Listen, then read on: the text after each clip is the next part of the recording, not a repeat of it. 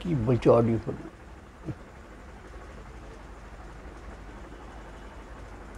নমস্কার বন্ধুরা, এটা ওই রহস্য গল্পের রহস্য এই 15 নম্বর ভিডিও। এখানে আমি ওই সরস্বতী, লক্ষ্মী, কার্তিক, গণেশ ইত্যাদি সম্পর্কে যা অল্প আলোচনা করব। এখানে আমরা দেখছি যে শিশিচণ্ডীতে সরস্বতী, লক্ষ্মী, কার্তিক, গণেশ যেভাবে দেখানো বা বোঝানো হয়েছে তা হলো সরস্বতী ইনি বিদ্যারূপিণী, বাগদেবী। অবিদ্যারূপ আসুরিক ভাব, অবিদ্যা বা অজ্ঞান, এরা অসুর। এই যে আসুরিক ভাবকে নাশ করতে বিদ্যার প্রয়োজন। আত্মবিদ্যা ব্যতীত অবিদ্যা নাশ হয় না। এই আত্মবিদ্যা এখানে মানে ওই আমরা যে ভাবি যে বই ইত্যাদি পড়া, পুস্তক কিন্তু অবশ্যই পড়তে হবে। এতে আমাদের যে অবিদ্যাগুলো আছে, মানে আমাদের যে ভ্রান্ত ধারণা, এই শরীরের যে অসুর ইত্যাদির যে বর্ণনা আমরা পাই, এগুলোকেই বলা হচ্ছে যে এইসব আমাদের অজ্ঞানতা। দুটো পাতা পড়লেই কিন্তু জ্ঞান লাভ হয় না। জ্ঞান লাভ এটা আলাদা জিনিস। ওই প্রাণায়ামের মাধ্যমেই সে জ্ঞান আসে, আপনি করলে উপলব্ধি করতে পারবেন। তো আত্মবিদ্যা ব্যতীত অবিদ্যা নাশ হয় না। তো এই আত্মবিদ্যাও আদ্যা প্রকৃতিরূপা প্রাণশক্তি থেকে উৎপন্না। আত্মাই যখন নিশ্চিত প্রাণশব্দবাচ্য, তখন আত্মবিদ্যাও এই প্রাণশক্তি থেকে উৎপন্না, এটা নিশ্চয়।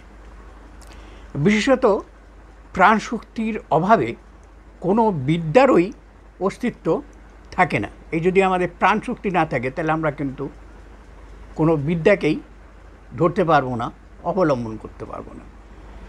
তা সুতরাং এই প্রাণশক্তির সাধনা করা বা চর্চা, আলোচনা, এর মধ্যে একে সম্বর্ধনা করা বা পূজা করা, এটাই হচ্ছে আমাদের সরস্বতী পূজা। তাই ইনি হচ্ছেন বাগদেবী সরস্বতী। আদ্যা প্রাণশক্তি থেকে উৎপন্না, এটাই স্থির এবং নিশ্চয়। এবারে এই প্রাণশক্তির রূপা মহাদেবীর দক্ষিণে যিনি থাকেন, তিনি হচ্ছেন শ্রী রূপা লক্ষ্মী। ইনি সাত্ত্বিক শক্তি বিশিষ্টা এবং ষড়ৈশ্বর্যশালিনী। এবং শ্রীরূপা, এই শ্রী শব্দের অর্থ আমার শ্রীক্ষেত্র, ভিডিওতে বর্ণনা করা হয়েছে। আসুরিক ভাবের বিনাশের জন্য বা আসুরিক ভাবের বিনাশের জন্য ইনি সাত্ত্বিকী দৈব সম্পদ দাত্রী। যে দৈব সম্পদ আমরা লাভ করব, ইনি সেটাই দেন। আমরা তো লক্ষ্মী পুজো করি, খালি কত হিরে পাওয়া যাবে, কত সোনা পাওয়া যাবে, কত নোট আমাদের মানে টাকা আমাদের ভাঁড়ারে ভর্তি হবে, কিন্তু এটা হচ্ছে দৈবী শক্তি। আমাদের মধ্যে যে দৈবী শক্তি, এই যে অসুর ভাবকে নষ্ট করবার যে দৈবী শক্তি, এই সম্পদ তার কাছে আছে, সেটাই আমাদেরকে চেয়ে নিতে হবে, সেটাই আমাদের কাছে কাম্য, সেটাই আমাদের প্রার্থনা। লক্ষ্মীর স্থান এই অনাহতে, সরস্বতী এইখানে। তাই তো দৈব সম্পদ দাত্রী। আর এরপরে আমরা দেখি কার্তিক। ইনি কি, এর কাজ কি? এই যে দৈব সম্পদ, এই দৈব সম্পদ রূপ সৈন্যের সেনানায়ক বা সংযতেন্দ্রিয় ভাব, আমাদের যে ইন্দ্রিয়কে সংযত করতে হবে, ইনি হলেন কার্তিক। গণেশ গণযুক্ত ঈশ্বর,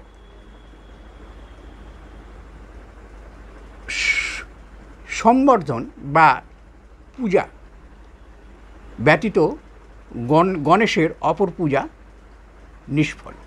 এই গণেশকে আমরা প্রথমে পুজো করি। এই গণেশ যদি ষটচক্র, এই চক্র হিসেবে আসি, আমাদের গণেশের স্থান হচ্ছে মূলাধার, অর্থাৎ আগে গণেশকে পুজো করতে হবে, অর্থাৎ মূলাধারকে আগে জাগাতে হবে, তারপরেই অন্যান্য শক্তি জাগে।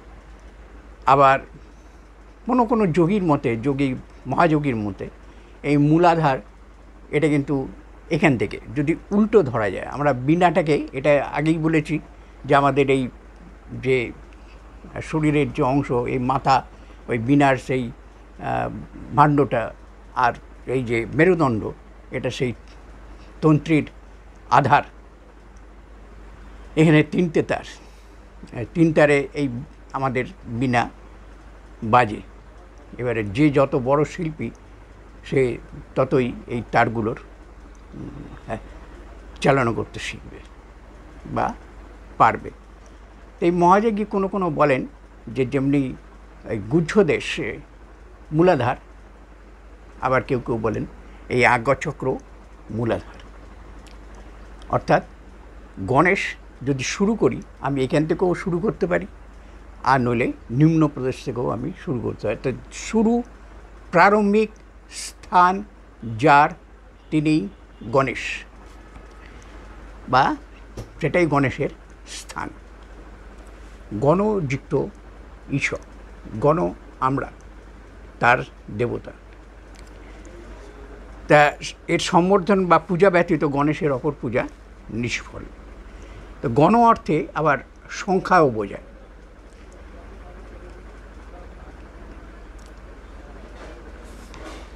আবার কালের গতি বিচ্ছেদ অবস্থায়, কালের গতির যে বিচ্ছেদ, এই যে আজ আর কাল, আগামীকাল, এই যে বিচ্ছেদ হচ্ছে কালের গতির, আজ এক তিথি, এক নক্ষত্র ইত্যাদি, আমরা যেটা খুব সাধারণভাবে যেটা ক্যালেন্ডারের মধ্যে, এই যে কালের যে বিচ্ছেদ হচ্ছে, এই বিচ্ছেদ অবস্থাই হচ্ছে সংখ্যা। তো অর্থাৎ স্থিতাবস্থায় আমাদের এই স্থিত হয়ে থাকাই হচ্ছে গণেশ পদবাচ্য। এরপরে আমরা দেখছি যে শ্রী শ্রী চণ্ডীতে আমরা বারবার শুনি দেবী কহিলেন, আবার গীতাতেও শুনি কৃষ্ণ উবাচ ইত্যাদি ধরনের বক্তব্যগুলো।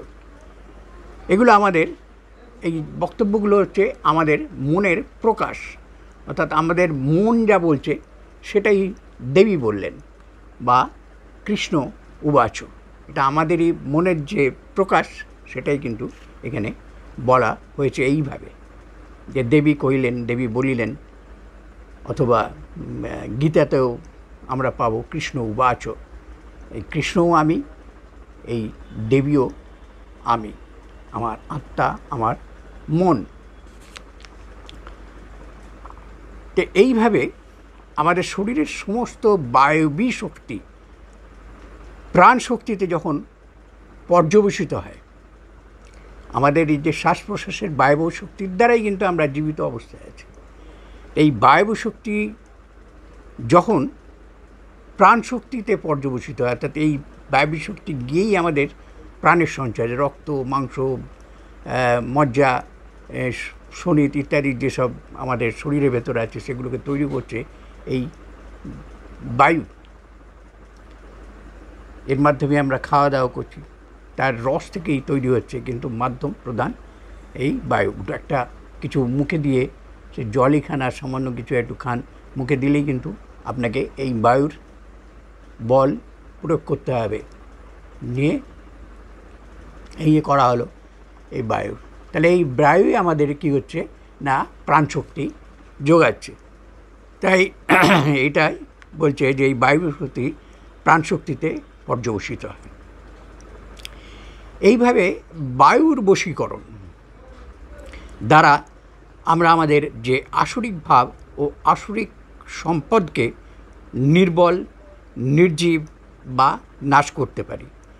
বর্তমানে আমরা টমি, এই যে ব্যবচ্ছেদ, টমি অ্যানাটমি, বিভিন্ন ধরনের টমি আছে। টমি কথাটা হচ্ছে ব্যবচ্ছেদ। এই ব্যবচ্ছেদ যুগে আমরা এখন বাস করছি, তাই ব্যবচ্ছেদ বিশ্লেষণ না হলে আমাদের বিশ্বাস আসে না বা আমরা নিশ্চিত হতে পারি না।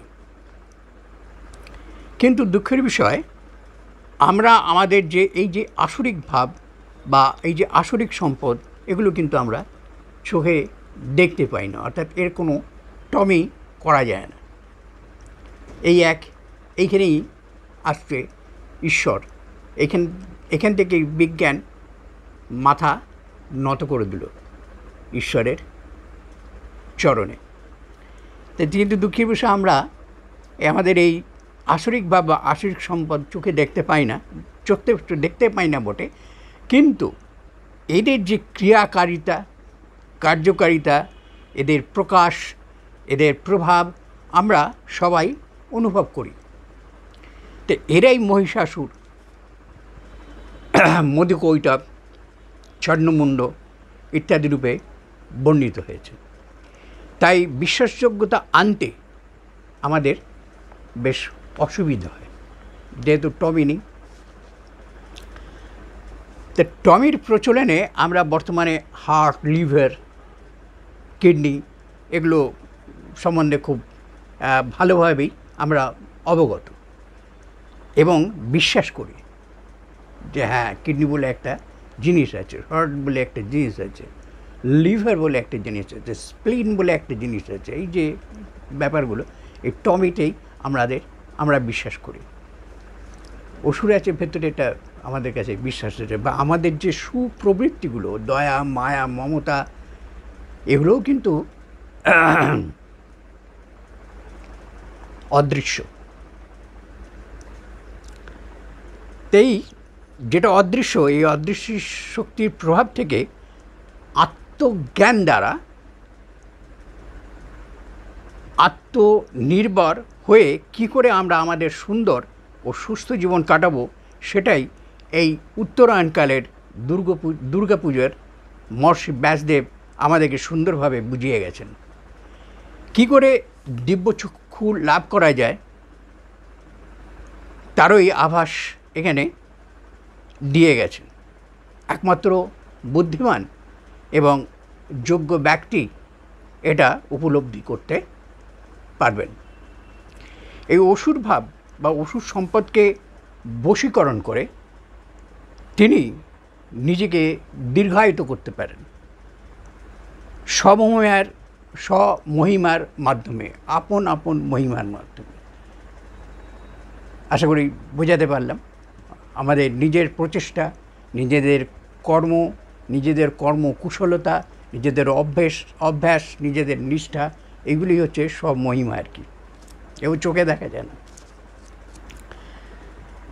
তা এ করে থাকি। তা এরপরে আমি আসব, এই যে এটা যেমন বারবার আমি বলছি উত্তরায়ণ, অর্থাৎ আমাদের ওই 9, 10, 12 বছর বয়স থেকে শুরু করে 40 বছরের মধ্যে এগুলো করণীয়। তখন আমরা পারবো, আমাদের শরীর তখন সুঠাম সুস্থ থাকে, আমরা মাথা নত করতেও জানি। কিন্তু যখন বয়স বেড়ে যায়, 40 পার হয়ে যায়, তখনই আমাদের জীবনে আসে দক্ষিণায়নকাল। এই দক্ষিণায়নকাল অর্থাৎ অকালে যে দুর্গাপুজো বা শারদীয় পুজো হয়েছিল, সেটা সম্পর্কে এরপরে আস্তে আস্তে এই পর্যায়টা শেষ হয়ে গেলে আমি আসব। তা বন্ধুরা, আপনাদের বিরক্তির জন্য আমি কিন্তু সেটা খুবই অল্পের মধ্যে ছেড়ে দেবো। আর এটা যেটা বর্তমানে আমরা দেখে থাকি আর কি, শারদীয় পূজা, যেটা আমরা বেশি আবেগ দিয়ে আমাদের মনোমত, যেখানে আসল জায়গায় মন না দিই, এই বাহ্যিক দেশের আমরা মন দিই বেশি। অর্থাৎ এই যে বলো উত্তরায়ণকালের বাসন্তী পূজা হচ্ছে অন্তরের পূজা, আর এই যে শারদীয়া অকালে পূজা, রামচন্দ্রের পূজা যেটা বলে আমরা বর্ণনা করি, এটা কিন্তু অকালের পূজা, অর্থাৎ আমাদের দক্ষিণায়নকালের পূজা। এখানে আমরা ভোগ করার পরে যখন দেখছি আর কিছু করার নেই, তখনই বলবো। এইগুলো উপলব্ধি করতে, অভিজ্ঞতা লাভ করতে মাফ করবেন, আপনি সঙ্গে থাকুন। আর এগুলো অর্থাৎ আমাদের যে এই যে শরীরের যে ওষুধ ইত্যাদি নিয়ে আলোচনা, এগুলো আর কিছু নেই, আমাদের প্রবৃত্তি, আমাদের দুর্মতি। এগুলো হচ্ছে কাম, ক্রোধ, লোভ, মদ, মাৎসর্য। এই রক্তবীজের কথা বারবার আমরা শুনি, যেটা আমরা দেখি ছিন্নমস্তা কালী জিভ বার করে তাতে তিনি পান করছেন, অর্থাৎ তাকে সম্পূর্ণরূপে নিজের আয়ত্তে নিয়ে আসছেন, যে তার একটা ফোঁটাও যাতে না পড়ে। একটা ফোঁটা পড়লেই বিপদ। আবার কথিত আছে চণ্ডীতে যে এক ফোঁটার থেকেই লক্ষ লক্ষ রক্তবীজের জন্ম হয়। এটা দেখুন রহস্যটা কি সুন্দর। রহস্যটা কি বলছে, যে আমাদের মনের কণায় যদি এক বিন্দু বিষয় বাসনা থেকে থাকে, তাহলে সেটা কিন্তু আস্তে আস্তে লক্ষগুণ হয়ে ওঠে। তা আমরা এর প্রমাণ পেয়েছি বিভিন্ন গল্পের মাধ্যমে। একটা উল্লেখ করছি, আমরা দেখেছি যে কোনো এক সাধু গুরুর আদেশে সাধনা করতে বসলেন একটা জায়গায়, ল্যাঙট পরে।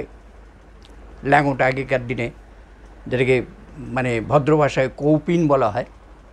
এই কৌপিন পরে সেই ইঁদুরে কাটার ফলে বেড়াল পুষতে হলো, গরু পুষতে হলো, ইত্যাদি করতে করতে দেখা গেল যে তার সাধনার যেগুলো অন্তরায়, তার বাধা, এই বিষয়াশক্তি বাড়তে বাড়তে দেখা গেল তার বিরাট সংসার তৈরি হয়ে গেল। তো বন্ধুরা, অর্থাৎ এই বিষয়ে অনুরক্ত অবশ্যই হবেন যতটুকুন প্রয়োজন। এই শরীর নামক যন্ত্রটাকে, এই রথটাকে চলবার মতো, যাতে রথটা চলতে পারে। নমস্কার বন্ধুরা, ভালো থাকবেন, ভালো রাখবেন। আর এইভাবে যত আপনারা সাবস্ক্রাইব করবেন, লাইক করবেন, শেয়ার করবেন। কোনো মন্তব্য থাকলে অবশ্যই করবেন। কোনো প্রশ্ন থাকলে আমি আমার সাধ্যমতো অবশ্যই দিতে চেষ্টা করব। নমস্কার।